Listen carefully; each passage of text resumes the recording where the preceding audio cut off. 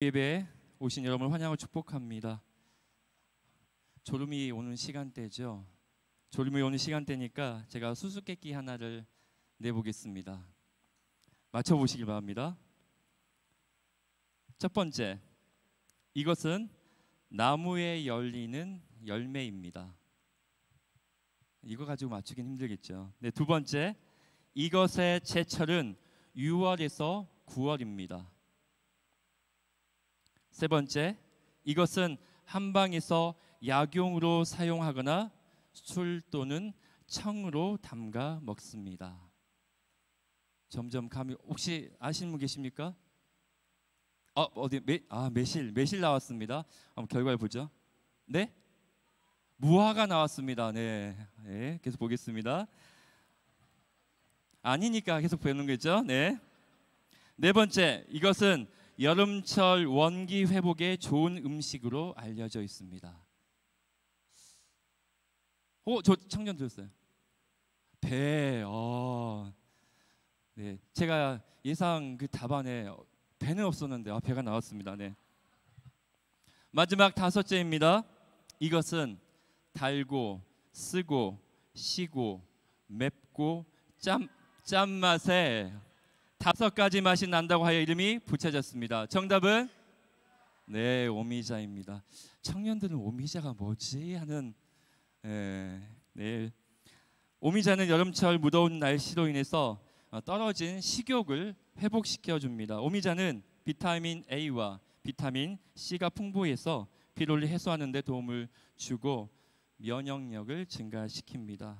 오미자는 노화를 지연시키고 간을 건강하게 유지하여 주고 굉장히 많은 효능이 오미자에 담겨 있습니다.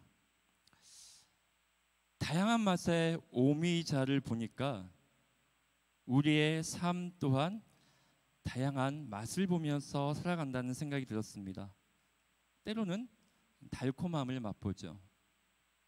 어느 때는 쓰리 쓴 맛을 봅니다. 또 어떤 때는 시고 맵고 짠맛을 봅니다. 하지만 그러한 시간을 겪고 나면 우리의 인생의 다양한 맛을 통해서 깨닫죠.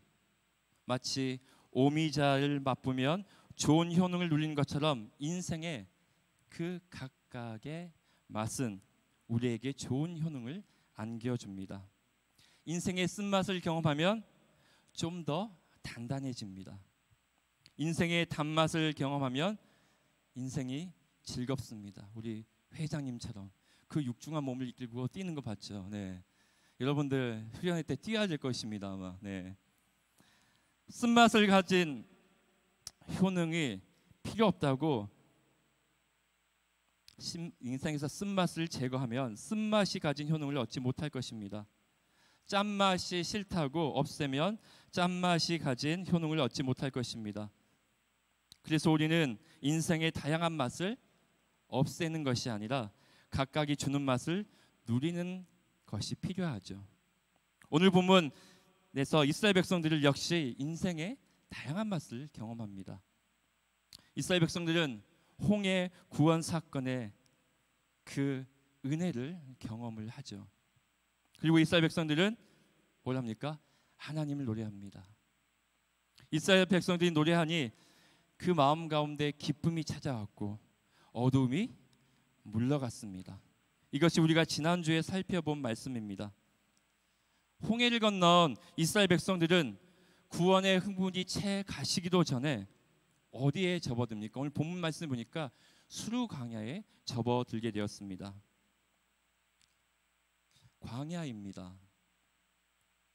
광야는 어떤 곳입니까? 광야는 척박한 곳입니다. 광야는 거칠고 메마른 땅입니다. 광야는 사람도 동물도 살기에 적합하지 않는 곳이죠. 그렇게 이스라엘 백성들은 광야에서 무려 사흘길을 걸었다고 말씀합니다. 그리고 그때 이스라엘 백성들에게 두려움이 엄습했습니다. 광야가 주는 공포였습니다. 22절 말씀입니다. 모세가 홍해에서 이스라엘을 인도하며 그들이 나와서 수르 광야로 들어가서 거기서 사흘길을 걸었으나 뭘 얻지 못한다고요? 물을 얻지 못하고. 이스라엘 백성들은 사흘길을 걸었으나 물을 얻지 못했습니다.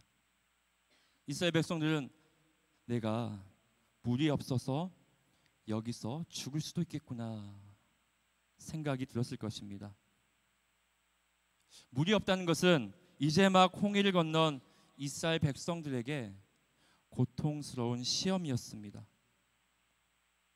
그래서 이스라엘 백성들은 물을 찾기 위해 애를 썼습니다. 그리고 마라에 이르렀을 때 비로소 물을 발견했습니다. 하지만 그 물을 마실 수가 없었습니다. 물맛이 정말 좋지 않았거나 먹으면 건강에 해가 됐거나 너무나 소금기가 많아서 오히려 더 갈증을 느낄 수 있어 입에 대지 않았을 것입니다. 만약 여러분이라면 어떻게 하겠습니까? 상상해 보시기 바랍니다. 목이 타들을 같은 고통스러운 상황에서 물을 발견했는데 마실 수가 없는 상황, 불평이 터져 나올 만한 상황이 아니겠습니까? 그래서 이스라엘 백성들은 모세를 원망했습니다. 바로의 왕의 손에서 벗어나기만 한다면 이제 시련 끝 행복 시작일 줄 알았던 거죠. 그런데 이스라엘 백성들은 또 다른 죽음의 공포 앞에 서게 되었습니다. 그러자 모세는 여호와 하나님께 부르짖었습니다. 그러자 하나님은 한 나무를 보여주셨죠. 25절 말씀입니다. 그가 물에 던지니 물이 달게 되었더라. 모세가 그 나무를 물에 던져놓자 물이 달게 되었습니다. 그때의 기분을 어찌 표현할 수 있겠습니까? 이제 살았구나. 내가 이제 살았구나. 이뿐만이 아니었습니다. 이스라엘 백성들은 마라를 떠나 조금 더 가다가 엘림에 이릅니다. 27절에 무엇이라고 기록되어 있습니까? 엘림에 이르니 물샘 12과 종려나무 70그루가 이스라엘 백성들을 맞이했습니다. 아주 충분한 물을 경험하게 됩니다. 저 보십시오. 말씀 한번 정리해 보겠습니다.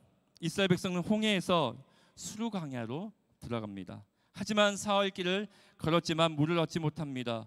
마라에서는 물을 찾았지만 물이 써서 마시지 못합니다. 하나님은 그 쓴물을 단물로 바꾸어 주셨습니다. 그리고 마라에서 조금 더 가다 보니 엘림에서는 충분한 물을 경험하게 하셨습니다. 여기서 우리는 한 가지 교훈을 발견합니다. 환경은 늘 유동적이라는 것이죠. 이스라엘 백성들이 광야에서 겪은 것처럼 환경은 유동적이라는 사실입니다. 우리의 삶도 마찬가지입니다. 물이 없을 때가 있습니다.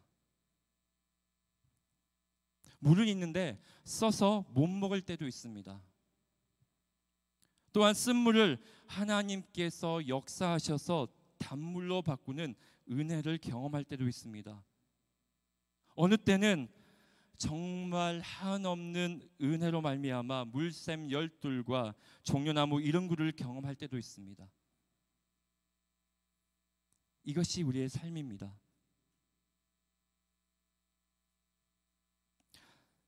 우리의 여건이 좋은 상태에 있다가 때로는 나쁜 상태로 바뀌기도 하고 나쁜 상태에 있다가 좋은 상태로 바뀌기도 합니다. 삶의 변화무쌍함을 보여주는 거죠. 변화무쌍한 삶 속에서 우리가 취해야 할 태도가 무엇이 있겠습니까? 우리는 물이 없다고 마음이 꺾여서는 안 됩니다. 물이 써서 못 먹는다고 실망할 필요도 없습니다. 또한 엘림에서 충분한 물을 누린다고 자만할 것도 아닙니다. 이런 변화무쌍한 삶 속에서 우리가 취해야 할 태도는 다른 것이 아니라 하나님의 인도하심을 바라보는 것입니다. 아멘입니까? 모든 상황 속에서 하나님을 바라보는 것이 먼저입니다. 오늘 본문 22절 말씀입니다. 이렇게 시작하죠. 모세가 홍해에서 이스라엘을 인도하매. 하나님은 모세를 통해 이스라엘 백성을 광야로 인도하셨습니다. 왜 광야로 인도하셨습니까? 왜요? 이스라엘은 이제 내 백성이라는 언약을 위함이었습니다. 출애굽기 19장 5절 6절 말씀에 이렇게 기록되어 있습니다. 세계가 다 내게 속하였나니 너희가 내 말을 잘 듣고 내 언약을 지키면 너희는 모든 민족 중에서 내 소유가 되겠고 너희가 내게 대하여 제사장 나라가 되며 거룩한 백성이 되리라. 그러므로 이스라엘 백성들은 어떤 상황이 올지라도 하나님의 백성다운 모습을 잃어버려서는 안 됩니다. 왜냐하면 이스라엘 백성들은 출애굽을 통해 이미 하나님의 백성으로 부르심을 받았기 때문입니다. 하나님의 백성다운 모습을 신약에서 바울 사도는 잘 보여줍니다. 빌립보서 4장 12절, 너무나 우리가 잘 알고 있는 말씀이죠. 나는 비천에 처할 줄도 알고 풍부에 처할 줄도 알아 모든 일 곧 배부름과 배고픔과 풍부와 궁핍해도 처할 줄 아는 일체의 비결을 배웠노라. 바울 사도는 그 어떤 경우에도 적응할 수 있는 비결을 배웠다고 말씀합니다. 세상에 알려지지 않는 자기만의 뛰어난 방법을 경험한 거죠. 빌립보 성도들이 자신을 도와주던 도와주지 않던 간에 어떠한 형편에서도 주님이 주시는 넉넉함의 비결을 갖고 있다고 바울은 말하고 있습니다. 그래서 우리는 궁핍하다고 자포자기해서는 안 됩니다. 풍부하다고 해서 자만해서도 안 됩니다. 그러므로 우리는 어떤 형편에서든지 스스로 넉넉함의 비결을 배우고 실천하는 것이 중요하죠. 변화무쌍한 삶 속에서 우리는 빈곤에 처할 줄도 알고 풍부에 처할 줄도 알고 또 하나님의 도우시는 역사를 경험할 줄도 알아야 합니다. 모든 상황 속에서 우리의 삶을 이끌어 가시는 그 하나님을 볼 수 있어야 합니다. 다양한 환경을 통해 훈련하고 이끌어 가시는 하나님을 볼 수 있어야 합니다. 이것이 그리스도인에게 주어진 은혜입니다. 어떠한 상황 속에서도 세상을 넉넉하게 이겨나가는 지혜를 가진 자가 누구입니까? 옆 사람 보면서 바로 너야 해볼까요? 바로 당신입니다. 네.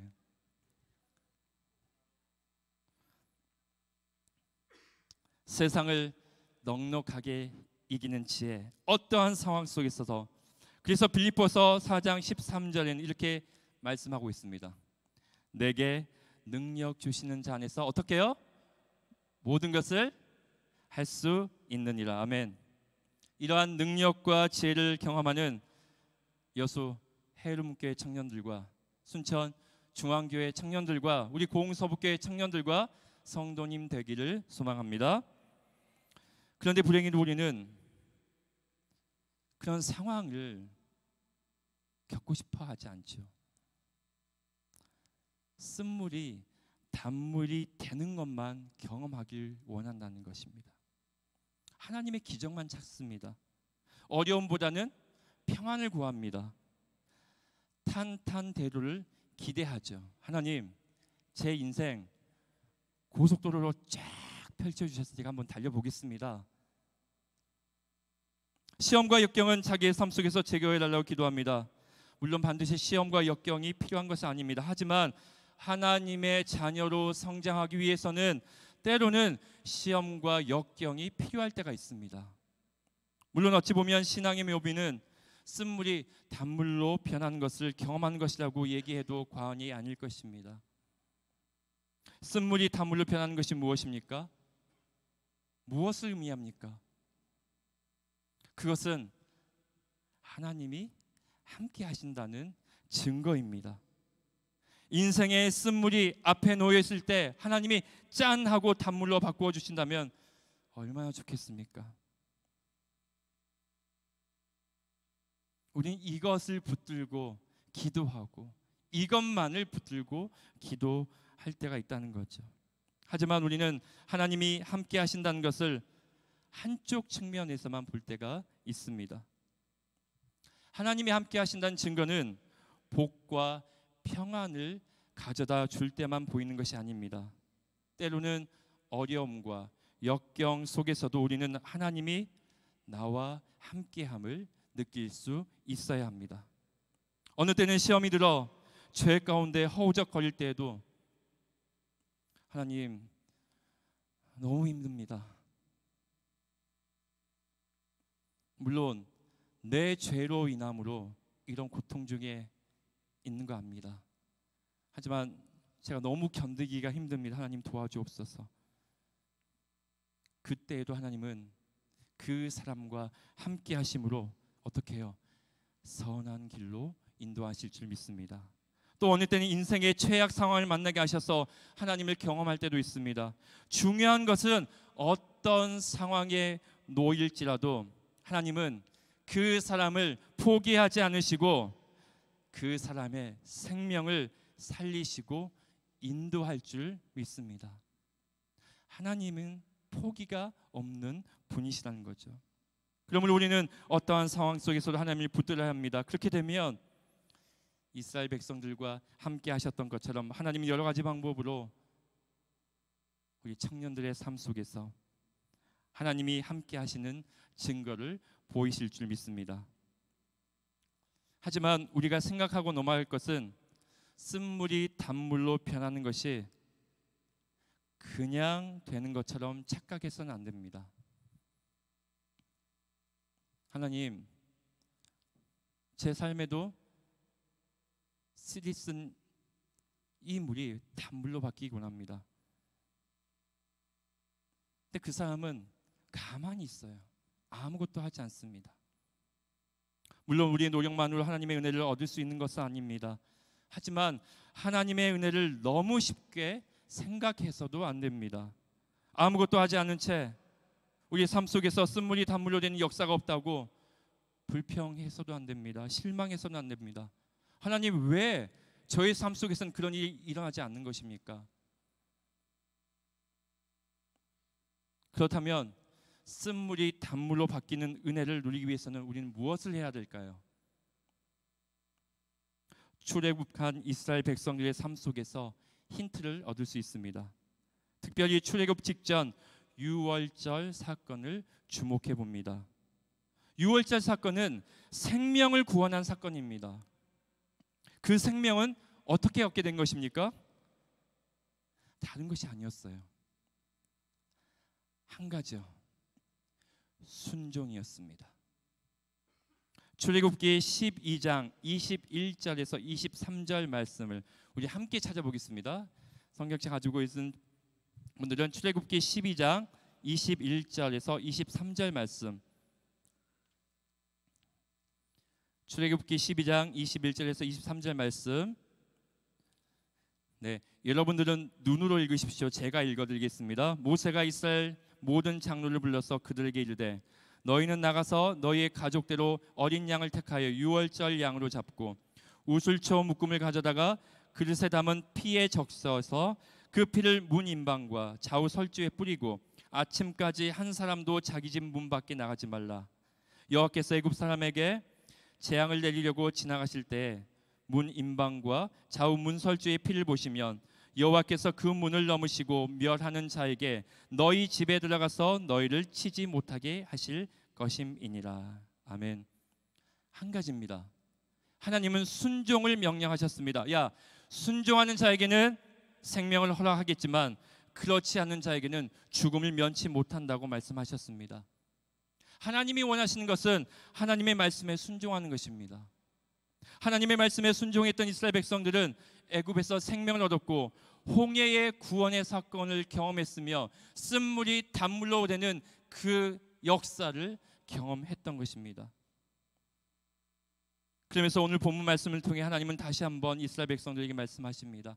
26절 말씀입니다. 이르시되 너희가 너희 하나님 나 여호와의 말을 들어 순종하고 내가 보기에 의를 행하며 내 계명에 귀를 기울이면 내 모든 규례를 지키면. 여러분, 청년의 시기에 하나님의 말씀에 순종하기를 바랍니다. 아멘입니까? 여러분이 할 수 있는 최소한의 것이 바로 순종입니다. 순종은 가장 쉬우면서도 또한 가장 어렵습니다. 마태복음 21장 28절에서 31절까지 말씀을 보면 예수님은 두 아들을 둔 사람을 예로 드셨습니다. 아버지가 맏아들에게 오늘 포도원에 가서 일 좀 해라 라고 말을 합니다. 그 말에 아들은 아버지 가겠습니다 대답하죠. 대답만 들으면 순종적인 아들 같습니다. 그런데 결과는 그가 가지 아니했다라고 말씀합니다. 아버지는 둘째 아들에게도 똑같이 말했습니다. 둘째 아들은 싫습니다 아빠. 아버지 싫습니다. 하지만 싫다고 말한 것을 뉘치고 둘째 아들은 포도원에 가서 일했습니다. 예수님은 대답 윗반한 질문을 하셨습니다. 그 둘 중 누가 아버지의 뜻대로 하였느냐? 네, 둘째 아들입니다. 그러자 예수님은 핵심을 말씀하셨으면 내가 진실로 너에게 이르노니 세리들과 창녀들이 너희보다 먼저 하나님의 나라에 들어가리라.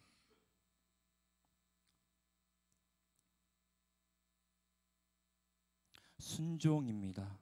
모든 부모는 자기 자녀가 가겠습니다 하고 대답하기를 바랍니다. 그리고 실제로도 기쁘게 가기를 바랍니다. 단순히 명령에 따를 뿐만 아니라 기꺼이 순종하기를 바라는 거죠. 다시 말씀드립니다. 청년의 시기에 기꺼이 하나님의 말씀에 순종하기를 결단하길 바랍니다. 청년의 시기에 하나님 말씀에 순종하면 하나님은 여러분의 삶을 책임져 주실 줄 믿습니다. 경험해 보세요.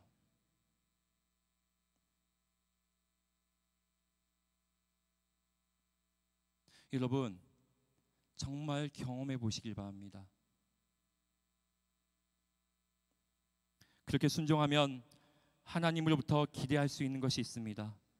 홍해의 기적과 마라의 기적과 더불어 우리에게 주시는 은혜가 있습니다. 오늘 본문 26절 말씀입니다. 이르시되 너희가 너희 하나님 나 여호와의 말을 들어 순종하고 내가 보기에 의를 행하며 내 계명에 귀를 기울이며 내 모든 규례를 지키면 내가 애굽 사람에게 내린 모든 질병 중 하나도 너희에게 내리지 아니하리니 나는 너희를 치료하는 여호와임이라. 아멘. 이스라엘 백성들은 순종을 통해 자신들이 애굽에서 보았던 안 좋은 경험들과 결별할 수 있었습니다. 반대로 이스라엘 백성들이 하나님의 말씀과 계명을 준수하지 않으면 하나님은 애굽의 모든 질병을 이스라엘 백성들에게 주실 것입니다. 결국은 병과 치료의 주관자는 누구라고요? 하나님이시라는 거죠. 하나님은 생사화복의 주관자이심을 고백합니다. 이것은 우리에게 은혜가 됩니다. 그러므로 인생의 어떠한 순간에도 우리는 환경이 아니라 하나님만을 의지해야 할 것입니다. 그리고 사람이 어떠한 상황 속에서도 평안과 풍성함을 누릴 수 있는 비결은 하나님께 순종하는 것뿐임을 기억하기를 바랍니다. 말씀을 마무리합니다. 청년의 때, 아니 일평생 여러분의 입에서 순종이 떠나지 않기를 소망합니다. 여러분 입에 먼저 이것이 나왔으면 좋겠습니다. 하나님. 누구야? 하나님. 이것 좀 해보는 게 어때? 하나님. 그렇게 하겠습니다. 여러분 입에 하나님이 붙어 있기를 소망합니다. 그와 더불어 개인의 순종도 있겠지만 공동체의 순종도 있습니다. 우리는 공동체로 부름받았습니다. 공서북교회 공동체, 순천중앙교회 공동체, 여수 해오름교회 공동체. 그래서 함께 쓴물도 경험하고 그 공동체 안에서 단물도 경험해야 합니다. 때로는 쓴물이 단물로 변하는 것도 경험해야 합니다. 우리는 함께 오미자의 맛처럼 다양한 맛을 경험하며 이겨내야 합니다. 그냥 가까스로 이겨내는 것이 아니라 빌립보서의 바울 사도의 고백처럼 넉넉하게 이겨내야 할 줄로 믿습니다. 그렇게 하기 위해서는 모두 함께 말씀에 순종하는 공동체가 되길 소망합니다. 개인 한 사람 한 사람의 순종과 더불어 공동체의 순종은 하나님께서 기뻐 받으실 줄 믿습니다. 그것은 바로 좋은 공동체이기 때문입니다. 좋은 공동체는 개인의 순종뿐만 아니라 공동체의 순종도 꼭 필요하다는 것을 잊지 않기를 소망합니다. 이 시간